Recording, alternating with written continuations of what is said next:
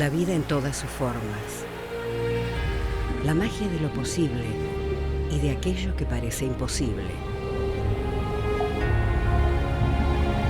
Todo lo que habita, todo lo que respira, eso que llaman naturaleza, soy yo. Con su impactante perfección y también, como todo en la vida, con sus imperfecciones.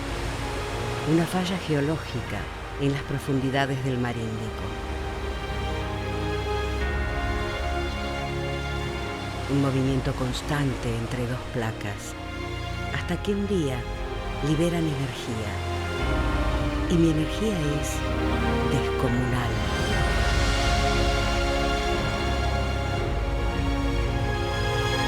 ¿Es posible sobrevivir a la fuerza de olas de 50 metros de altura desplazándose a 800 kilómetros por hora?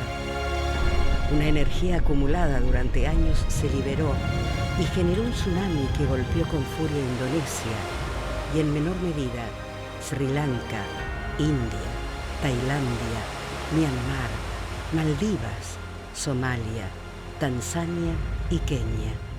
Y sin embargo, fue posible sobrevivir.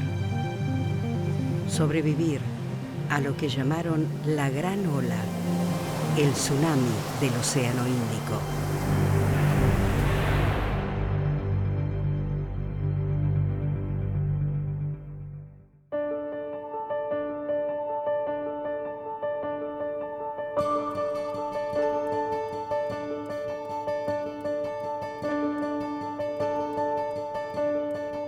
Estaba en Tailandia en el 2004 porque era mi luna de miel. Había elegido ese destino después de una pelea, entre comillas, con Mora y mujer que quería irse a Europa. Y yo me daba muchas ganas de conocer el sudeste asiático.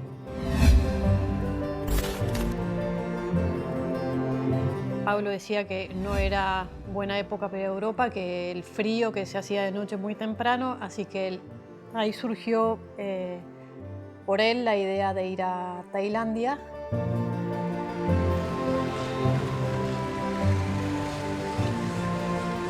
Me atraía mucho lo salvaje, lo inhóspito, lo novedoso, todo lo que yo nunca había ido a ningún lugar parecido. Básicamente eso, lo distinto.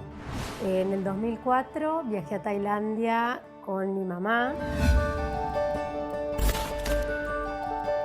Yo tenía 24 años, estaba recién recibida de médica y como regalo de recibida mis papás me regalaron ese viaje, así que viajamos juntas, el destino lo eligieron ellos, fue un viaje sorpresa y fuimos ahí mi mamá y yo.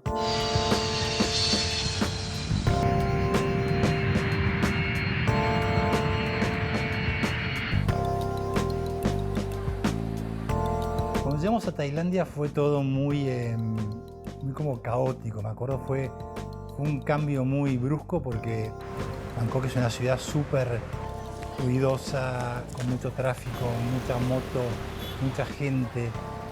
Es una ciudad como que te pasa por arriba. Me acuerdo que llegamos y nos impactó mucho ese ruido gigantesco, esa urbe, ¿viste? Que era como algo que me sentí muy aplastado. No podía creer haberme ido tan lejos para llegar a un lugar que no estaba del todo cómoda. Muchas horas de vuelo, cansados y bueno, era todo lo contrario a la tranquilidad que estábamos esperando y un poco lo que yo imaginaba de Tailandia, que era playas, algo desértico, tranquilidad, palmeras.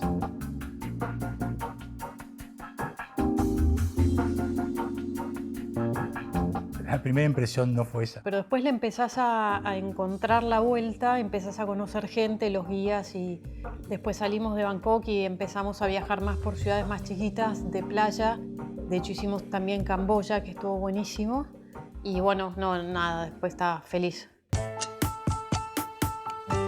Las primeras impresiones de Tailandia fueron espectaculares. La verdad es que tuve un viaje lindísimo con mi mamá, un viaje juntas, estuvimos recorriendo todo Tailandia. la parte continental, la parte de islas, un viaje cultural porque tiene una cultura totalmente diferente a la nuestra. Tengo un excelente recuerdo del viaje.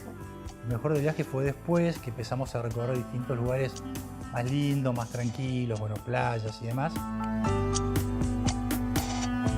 Y terminamos finalmente, después de mucho recorrido de lugares de ese estilo, terminamos en Phi Phi Island, que son 2 islas que están en el medio del mar, y ahí terminaba nuestro viaje, terminaba ahí.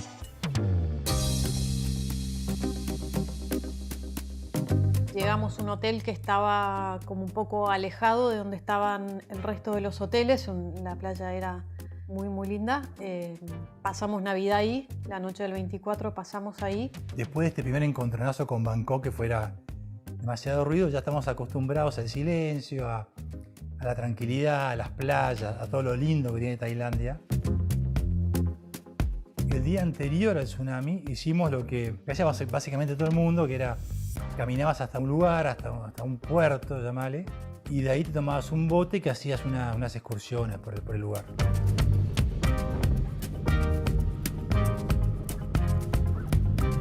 El día del tsunami nosotros nos levantamos temprano, como todos los días. Nuestra idea era viajar a Phuket, que era otra isla. Nosotros estábamos en Phi Phi. Cambiamos de opinión porque era un día muy lindo, había mucho sol y estaba como muy lindo como para disfrutar el día. Entonces, en vez de tomar la decisión de viajar a la mañana, decidimos quedarnos ese día en la playa y viajar por la tarde. El 26 de diciembre nos levantamos temprano, como veníamos haciendo todos los días. El día obviamente estaba muy lindo. Habíamos quedado el día anterior con este chico tailandés que nos llevaba él mismo en su mismo barco a otra playa.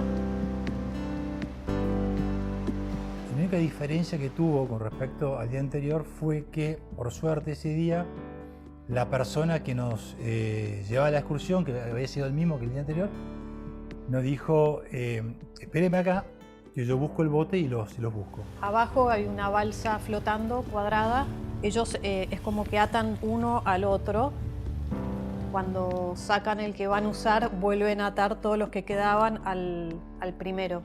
Yo estaba 2 metros atrás del borde, parado. Mora estaba sentada con las patas en el agua.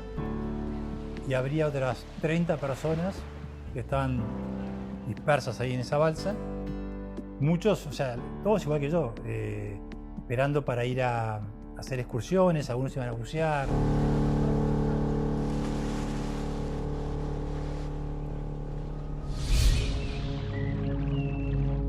Los animales pudieron presentir lo que estaba por suceder, pero los humanos no. Hubo algunos indicios imposibles de saberlo para nosotros. El mar ahí es como una gran pileta, enorme pileta, calmo. El día estaba celeste, sin nubes. Unos botes que siempre estaban flotando ahí, estaban, digamos, varados. Me acuerdo de unos pescadores que se miraban con cosas raras. Lo último raro que me llamó la atención, que me acuerdo, es que mientras estaba ahí sentada llega otro tailandés con uno de sus barcos. Ellos normalmente hacían esa maniobra como con mucha naturalidad y como muy al milímetro bien. Y este chico llegó y como que su barco golpeó el barco de al lado. Yo me acuerdo de haber pensado, qué raro. De ese día perfecto, llamémosle, sentimos como unos primeros movimientos muy leves, muy suaves al principio. La balsa empieza a moverse más rápido, más brusco, cada vez peor. Me acuerdo de la gente que se miraba entre ellos, se me miraba a mí, y yo, ¿qué está pasando? Me acuerdo de la cara de Mora que se da vuelta y me mira, ¿qué es esto? ¿Qué está pasando?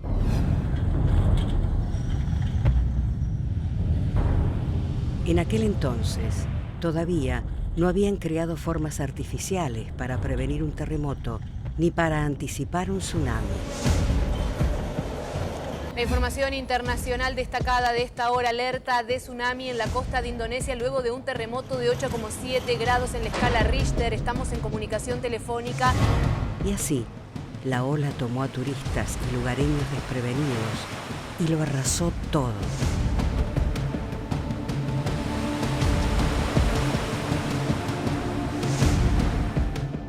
verdad que lo último que me acuerdo es que como si la balsa se hubiese empezado a inclinar. Yo miré para atrás como buscándolo a Pablo, pero no llegué ni a hablarle. No hubo tiempo a nada y la ola me pasó por arriba.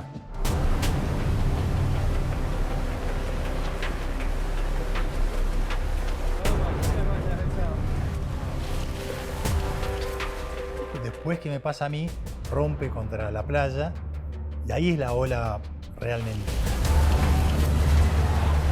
No es una onda que me pasó por arriba y que me rompe un poquito después, digamos.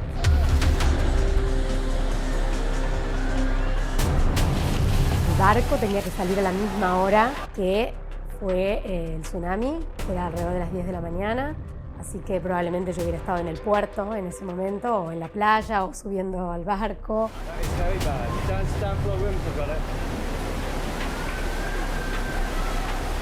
Nosotros estábamos en el cuarto del hotel, armando las valijas para poder ir a la playa, para dejar todo listo, para poder irnos por la tarde y poder disfrutar el día. Y ahí nosotros vimos que se inundaba toda la isla y que el agua llegaba hasta la puerta de la cabaña.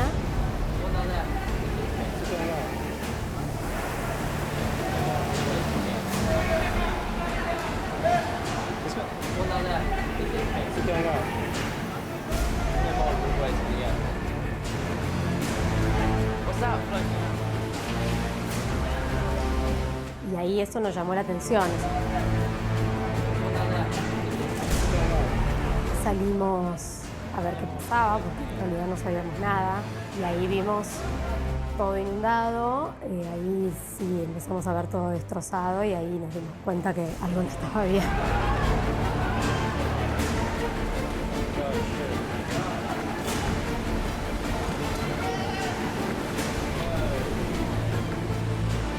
En las profundidades del mar Índico, a unos 30 kilómetros bajo la superficie, una gota terminó por derramar el vaso. En el 2004 todavía la palabra tsunami no estaba en la boca de todo el mundo, pero nadie hablaba de tsunami.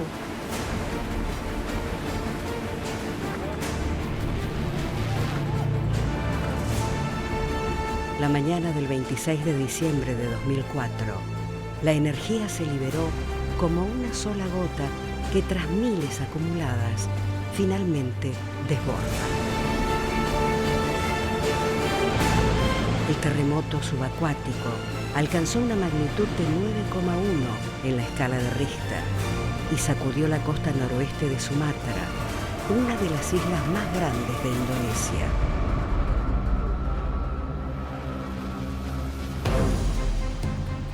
Media hora después, el océano respondió.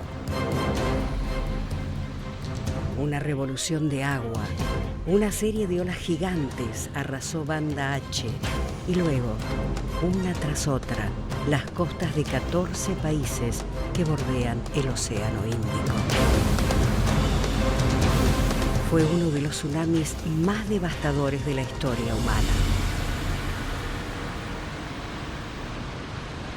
Inmediatamente después de eso, estaba en un silencio absoluto, veía todo negro, no terminaba de entender dónde estaba la superficie, dónde estaba el fondo, como que perdí noción de las dimensiones, de la ubicación, del escenario. En mi cabeza racional me parecía bastante insólita la situación de estar ahogándome en mi luna de miel, como que no me la había visto venir, ninguna señal, nada que me avise que eso podía suceder. Pensé solamente en tratar de entender qué me estaba pasando y tratar de resolverlo, de sobrevivir. Yo tenía como la sensación de que estaba todo bien, de que si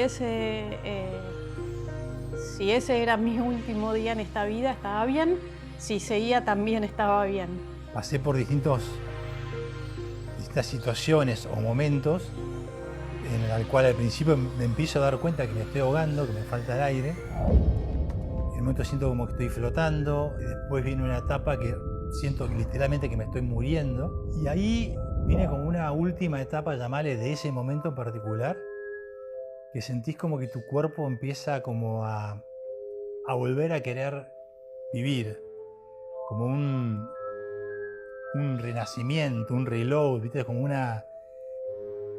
que de a poco es una máquina que empieza a que sobrevivir, a que respirar. En ese instante veo una luz que entra, un haz muy finito, que me estaba marcando dónde estaba la superficie y hacia dónde tenía que nadar. Y ahí, ya con muy poco aire, nadé y con todas las fuerzas, y me acuerdo que llegué con lo último a la superficie. Me debo haber empezado a quedar sin aire y por ahí eso me trajo un poco a la conciencia, a intentar sacar la cabeza fuera del agua, intentar salir de ese fondo donde estaba.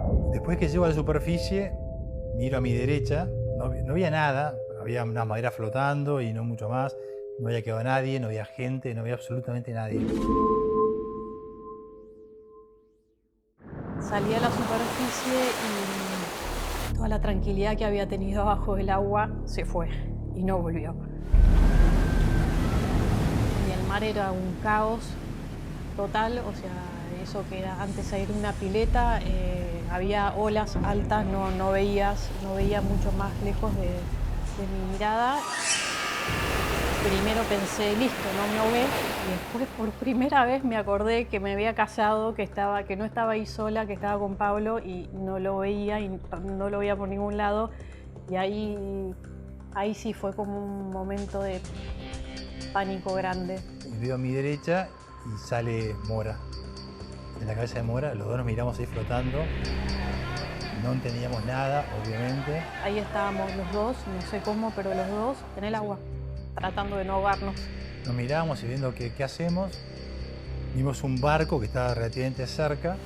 Creo que siquiera sin decirnos nada empezamos a nadar hacia el barco. Y ahí Pablo dijo, subámonos, o creo que dijo, subámonos, no sé. Y él esperó a que con la ola el bote como que bajara su panza y no sé cómo me tiró arriba del bote ese. Es como que oscilaba, hacía un movimiento así por el mar estaba muy picado, muy raro, había remolinos. Y después yo lo ayudé a subir a él. Ahí estuvimos bastante tiempo, hasta que finalmente, logramos pasarnos un bote más grande, llegamos 4. La gente empezó a acercarse cuando empezaba a ver que algo había pasado. Le hacíamos señas para que nos ayuden, nadie quería acercarse demasiado, porque la situación era que el mar se iba y volvía con mucha fuerza. Después de mucho tiempo logramos que una lancha nos saque. El tailandés que manejaba esa lancha tenía teléfono, ya habían pasado un rato largo y él explicaba que era la primera vez que les pasaba esto. Decía first time, que era la primera vez que les pasaba esto y él ya sabía, le habían avisado que lo que había pasado era que había habido un terremoto en Sumatra y esto era una réplica o el tsunami que se había armado generado por este terremoto.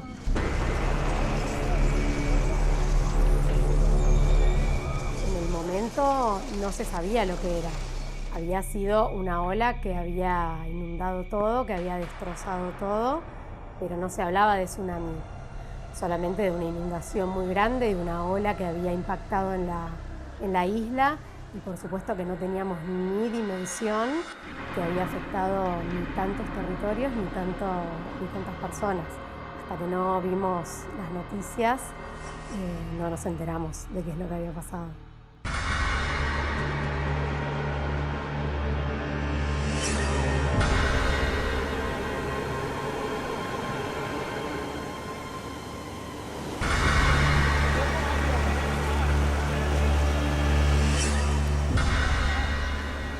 Yo empecé a mirar con lo más lejos que podía, tratando de buscar alguna cabecita o alguien que buscara ayuda en el mar y no veía a nadie. No podía entender dónde estaban todas las personas que estaban alrededor nuestro, de no ver una cabecita más, una mano pidiendo ayuda. El mar era un lío de maderas y fierros y todo, pero no veías a nadie. Entonces que había dos posibilidades, o nos quedábamos en la lancha esperando a ver qué pasaba, o nos acercaba con la lancha hacia la playa a una distancia prudencial y nadábamos hacia la playa. porque no entendés si ya pasó, si lo peor ya pasó o lo peor va a venir. No entendía si ya me había salvado y no me había ahogado o me iba a ahogar 2 minutos después. No entendía cuándo iba a terminar, no entendía qué estaba pasando.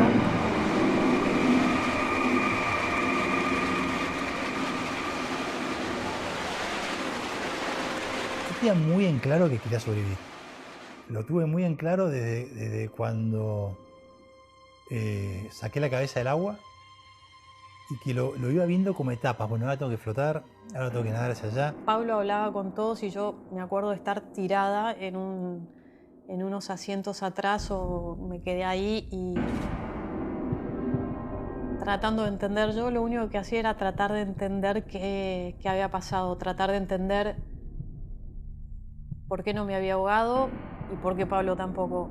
Y yo la convencí a Mora, dije, yo quiero nadar hacia la playa.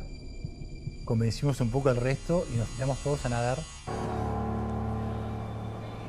Veías a lo lejos en la costa, en la playa, veías a lo lejos que había gente como esperándote, ya habían pasado 3 horas, entonces ellos se ve que ya estaban organizados. Y yo en mi cabeza ahí ya pensaba como que lo peor había pasado y que ya me había salvado.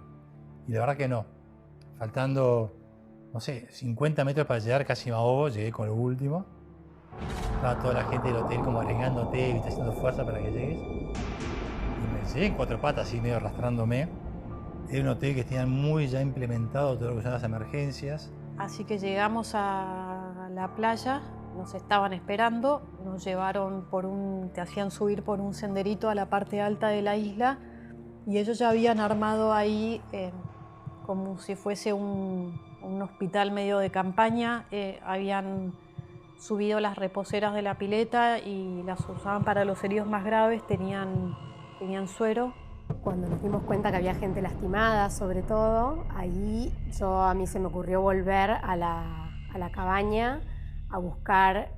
Yo en ese momento tenía como un kit de primeros auxilios. Y nos fuimos para el lobby del hotel y ahí empezamos a ver que llegaba gente lastimada, muy herida, politraumatizada, en muy mal estado general. Y medio que empezamos a improvisar como una sala de primeros auxilios con lo que teníamos ahí en el momento para más que nada asistir los primeros auxilios de las personas que llegaban. Tratamos de ver a ver si podíamos con lo que teníamos tratar de solucionar las heridas o hacer algunas suturas para poder contener hasta que vinieran a buscar a la gente que quisiera, que se pudiera buscar.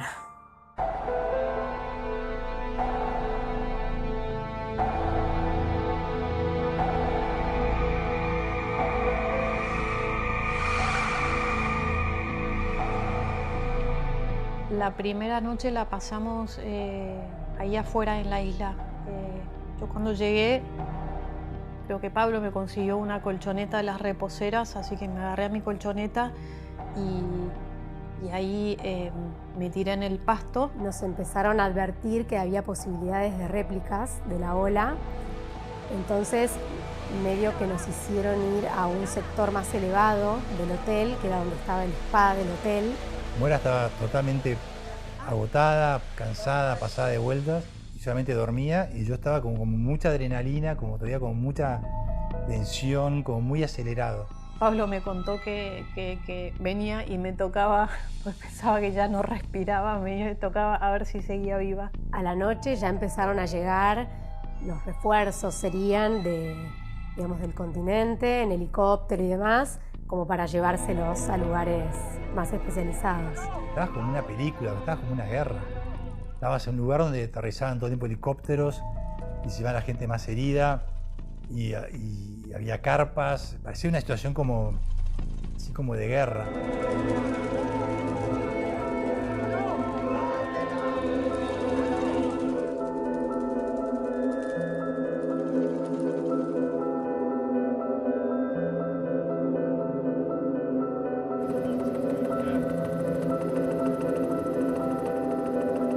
cada vez que bajaba un helicóptero veías las luces a la noche, los helicópteros que bajaban o que despegaban, y Pablo estaba ayudando a todo el que podía ayudar. Yo era como que hasta ahí había llegado.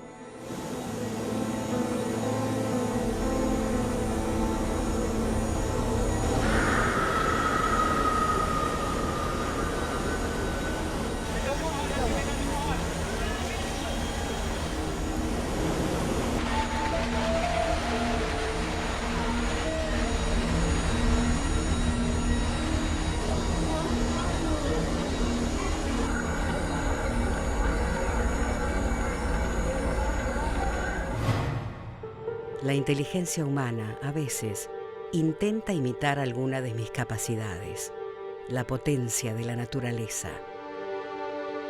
Se dice que la energía liberada en el sismo de 2004 fue equivalente a 23.000 veces la energía de la terrorífica bomba atómica de Hiroshima. A veces, pierden dimensión de mis alcances y de su propio lugar en la Tierra. Otras veces, buscan cuantificarlo y tener así una idea de lo que llaman los fenómenos de la naturaleza. Llamé a mi casa, no me atendió nadie, y después llamé a lo de Pablo, me atendió una de mis cuñadas, que no sabía nada, obviamente no sabían nada. Cuando me di cuenta que no tenía manera de explicarle, lo único que le dije fue nada, o sea, si ven algo en la tele, Pablo y yo estamos bien, apenas podamos volvemos. Mi padre lo llamé recién un día después, cuando empezamos a verla en las noticias, porque había una televisión satelital también, que había una enormidad de muertos y que había mucha gente desaparecida. Entonces ahí empezamos a ver lo que había pasado realmente.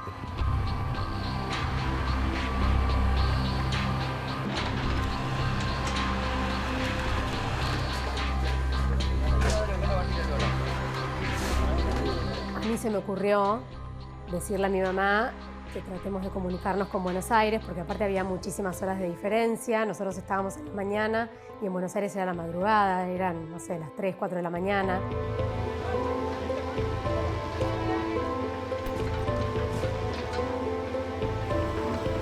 Mi mamá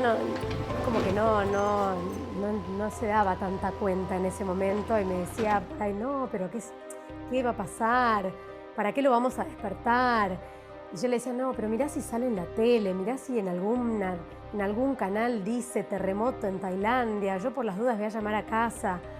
Y ahí, bueno, fui al hotel, había línea todavía, y llamé a mi papá, que obviamente que lo desperté, y le dije, bueno, si vos llegás a ver algo en las noticias, vos quédate tranquilo que está todo bien, que nosotros estamos bien. Bueno, me dijo, estaba dormido, no había escuchado nada, no había visto nada.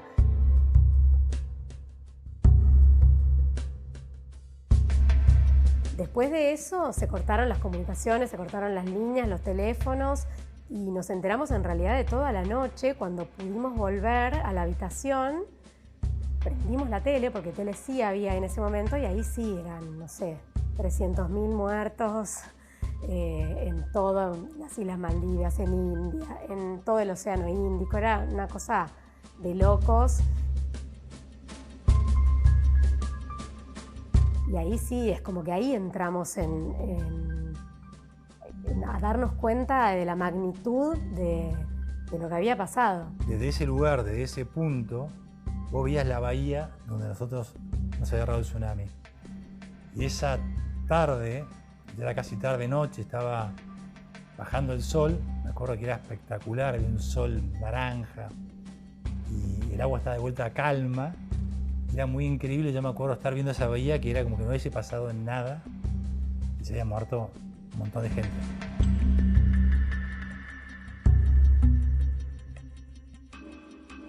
La gente de la zona realmente nos impresionó mucho porque lo vivía con mucha, no te digo naturalidad, pero como que lo aceptaba. Al otro día estaban trabajando como si nada y eso nos impactó un montón. A mi mamá y a mí, al otro día servían el desayuno en el hotel como si no hubiera pasado nada y habían perdido sus casas, sus familiares.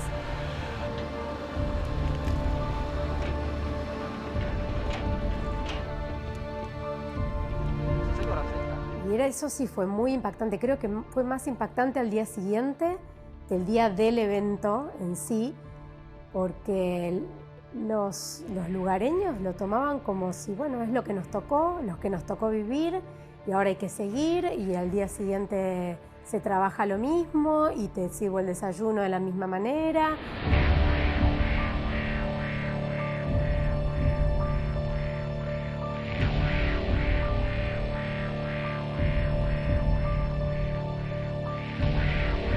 Los helicópteros toda la noche funcionando, llevándose gente herida, llevándose cuerpos, me imagino, y a la mañana ver los cuerpos en la playa envueltos, apilados, fue como muy impactante.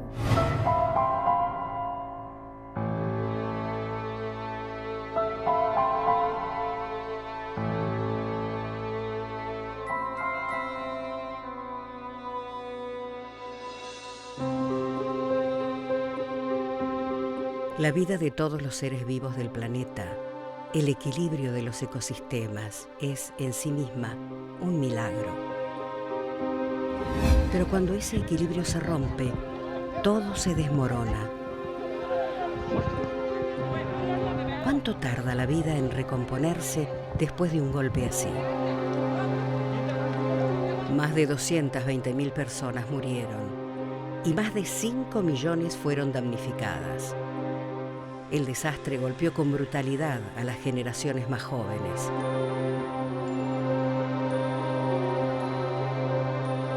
En las comunidades más afectadas, más de 1/3 de menores de 7 años perdió la vida.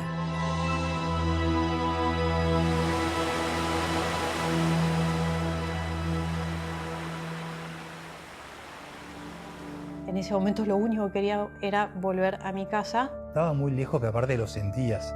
Y bueno, el tema era cómo. Tuvimos la suerte de que teníamos pasaportes, así que era solamente ir viendo cómo lográbamos llegar.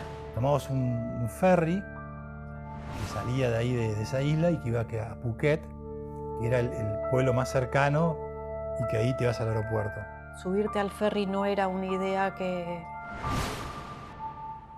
tuviéramos ganas de hacer en ese momento, o sea, volver a estar en el mar no era lo que queríamos, pero si no teníamos manera de salir de la isla. Nos sentamos los dos en un asiento, y era un viaje de una hora y media más o menos, y nunca me pasó tanta gente en un silencio tan absoluto. Era muy increíble eso. Fue como un viaje dantesco, por decirlo de alguna manera. Escuchabas, había familias enteras tiradas por ahí en algún rincón que buscaban a alguien, o después había gente que por ahí no le había pasado nada y tampoco se había enterado exactamente bien qué había pasado, iban charlando como si nada. Había de todo. Y salimos a la proa del barco, y cuando salimos vemos para abajo y vimos como que la punta del barco iba en el medio del mar, iba separando, y estaba todo lleno de mar de ojotas. Ojotas de chiquitos, de gente grande, impresionante. Era todo el mar lleno de ojotas.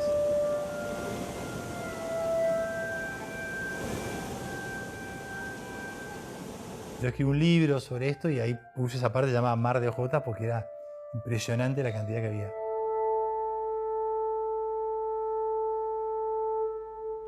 Y ahí llegamos a Phuket y ahí era como una carrera. Era la carrera a ver cómo... Lo viví como una carrera entre todos, a ver quién llega antes y de la mejor manera al aeropuerto.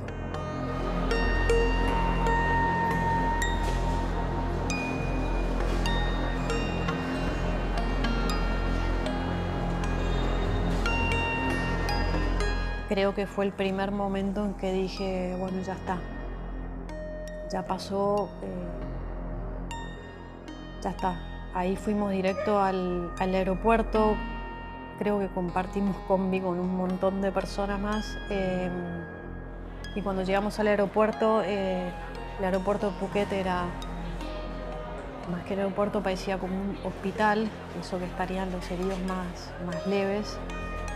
Todo el aeropuerto era un gran hospital, de gente literalmente desnuda, ya en calzoncillos, gente que había perdido todo. Y bueno, ahí pasamos una noche en el aeropuerto, me acuerdo, y del día siguiente conseguimos un vuelo de vuelta a Buenos Aires, que era larguísimo, que paraba en todos lados, pero que llegaba a Buenos Aires. Cuando terminó todo, la realidad es que tuvimos muchísima suerte, porque nosotros ya teníamos planificada la vuelta 2 días después, o sea, lo único que nos sucedió fue que nos quedamos un día más en Phuket y ya el otro día nos volvíamos a Buenos Aires. Era lo que teníamos programado. No se nos canceló ningún vuelo, no se nos canceló nada porque salía del continente el vuelo. Y no perdimos nada, o sea, realmente tuvimos muchísima suerte. Hubo gente que volvió con nada. Volvíamos en el avión nosotros con... Me acuerdo una pareja que volvía con... La chica estaba con la bikini, una remerita y una pollerita, y el chico estaba con un traje de baño y una remera. Volvían en hojotas. Una vez arriba del avión ya era como que sentías que lo que había pasado lo habíamos dejado atrás.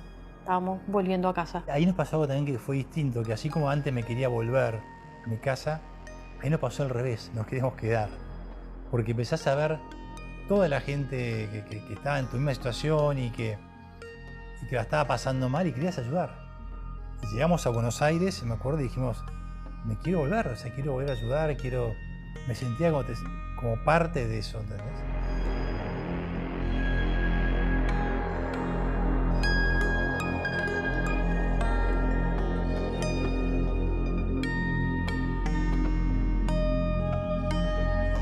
Una vez que logré llegar a mi casa, acá, a Talar del Lago, donde vivimos ahora, y sentirme segura, lejos del agua, no podía dormir.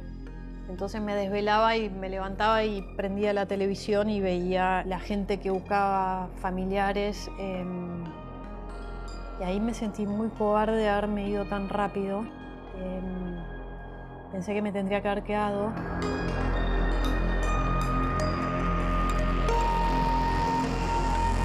Empezabas también a darte cuenta de lo que habías pasado.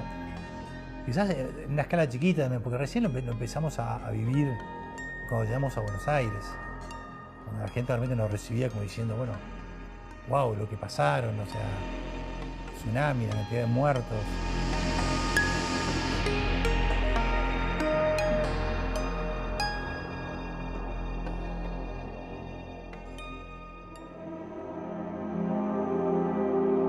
El tsunami dejó un impacto emocional inconmensurable y también, como era de esperarse, un impacto ambiental del mismo calibre.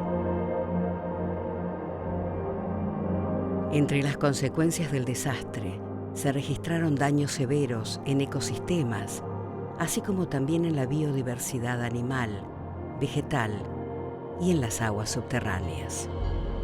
Tanta agua de mar avanzando tierra adentro tuvo sus efectos. El envenenamiento de las reservas de agua dulce y del suelo, producto de la infiltración de agua salada y la deposición de una capa de sal sobre las tierras cultivables. Esto provocó una situación muy compleja y costosa para la agricultura.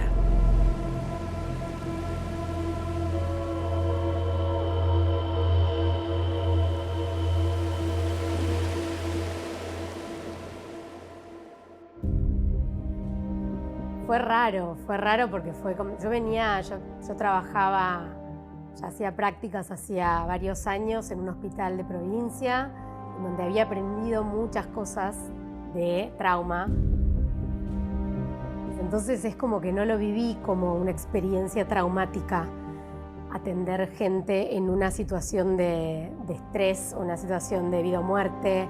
Ya lo venía viviendo hacía varios años, entonces tal vez hoy, que lo veo 20 o 21 años después, digo, wow, uno se pone a pensar y dice, qué loco haber estado ahí. O la gente me pregunta, che, ¿sos vos la que estuvo? Sí, soy yo la que estuvo. Y en ese momento no lo viví como una experiencia, lo viví como una experiencia más. yo estaba en una situación, en un lugar muy paradisíaco con mi mujer. Y como que de repente te arrancan de ese escenario y te ponen abajo del mar y te estás ahogando. Entonces ese cambio de escenario, de situación, de pasar a estar un momento agradable, a estar literalmente muriéndote, fue una de las cosas que sentí. Lo otro, impotencia, porque también, o sea, sentía que estabas luchando como contra algo gigantesco y que hacía un poquito, sentía que era muy poquito lo que podía hacer para poder sobrevivir.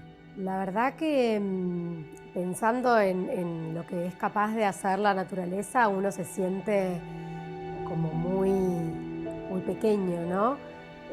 Se siente como muy vulnerable a las catástrofes, a los desastres naturales. Uno por ahí piensa que hay que cuidar bastante los recursos y creo que lo estamos viviendo todos los días y lo vemos en las noticias todo el tiempo, que pasa algo en un lugar o en otro y es algo que no podemos manejar. Fue muy feo y fue también algo que me sacó totalmente de mi eje, de mi vida, de mi todo, y que me dejó a partir de ahí como muy atento o muy permeable a que algo me puede pasar, y me volví más miedoso, no sé cómo llamarle, estoy más pendiente de todas esas cosas. No sé, yo creo que más que quizás que otra gente, quizás no sé, pero eso me influyó mucho. Creo que hay un antes y un después de esta experiencia, pero lo veo ahora, como que en ese momento no lo veía como algo tan traumático, ni mucho menos. Como que ahora a la distancia puedo decir que sí, que fue una experiencia bastante intensa. Pero sí intenté como capitalizar la experiencia lo más que podía. Entender de conocerme más a mí, conocerlo más a Pablo, que en el fondo habíamos estado saliendo un año, no más que eso, y nos casamos, no veníamos de un noviazgo muy largo. Lo tomo más como un aprendizaje, como un capital. Trato de usarlo como un mapa, por decirlo de alguna manera, un mapa de algo que pasamos en casi el principio de nuestra relación.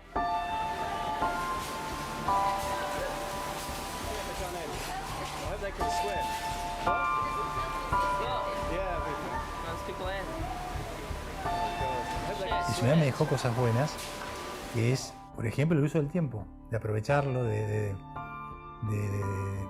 disfrutarlo al máximo. Hoy ya pasaron 20 años, tenemos 4 hijos, de 12 a 18. Me gusta aprovechar el tiempo con ellos, trato de acompañarlos todo lo que puedo, también con todas mis debilidades y como cualquier padre, más allá de sonar. Dicen que al borde del abismo aprendieron a mirar distinto, más lento, a abrazar el tiempo. No todos pueden tocar esa certeza, que la vida y la muerte respiran el mismo aire. Volver a Tailandia podría ser la clave para materializar aquella certeza. Me encantaría volver a recorrer esas playas, me encantaría volver a hacer todo el recorrido que hice hace 20 años con mis hijos, mostrarles por donde pasé. Sí, volvería a Tailandia. De hecho, hará un tiempito lo hablamos, como una ilusión por ahí algún día volver los 6, es lejos. Creo que como hasta lo necesito para cerrar un poco eso. Lo cerré con el libro me ayudó a cerrarlo en el sentido que dije, lo voy a escribir para no olvidarme de todo lo que pasé. Si te pones a pensar, es algo bastante insólito que hayamos estado ahí. Pero son experiencias que por ahí forman parte de la vida. tocó esa, no sé por qué, pero nos tocó pasar por esa y volver los dos es lo que a mí me sigue pareciendo como demasiado grande. Hay tantos sobrevivientes más importantes que yo, la verdad es esa. Gente que sobrevive a cosas muchísimo más importantes, enfermedades terminales, familiares que la pasan mal con hijos enfermos, con situaciones muchísimo más traumáticas, dramáticas. Es verdad que hicimos mucho para volver, que tuvimos que decidir tomar muchas decisiones. Yo sobreviví y obviamente que me encanta la vida, me encanta haberlo hecho. Creo que hice un esfuerzo por sobrevivir, pero no es un mérito propio, o sea, me pasó. Supongo que las ganas de seguir viviendo por ahí te hace hacer determinadas cosas. Creo que al estar ahí en ese momento tal vez pude ayudar a los que con los que tuve contacto y pude poner mi granito de arena en el momento en el que estaba. Tal vez por algo yo tenía que estar ahí en ese momento y no tenía que estar tomándome la lancha, o por ahí tenía que sobrevivir, digamos, a esa catástrofe para por ahí hoy estar acá donde estoy. ¿Quién sabe, no?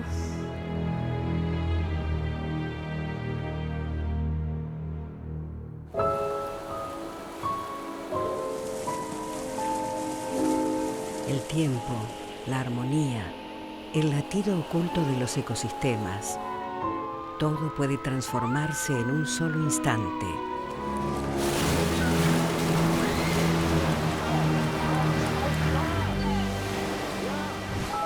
Bárbara, Pablo y Mora supieron cuándo el mundo de pronto dejó de ser el mismo.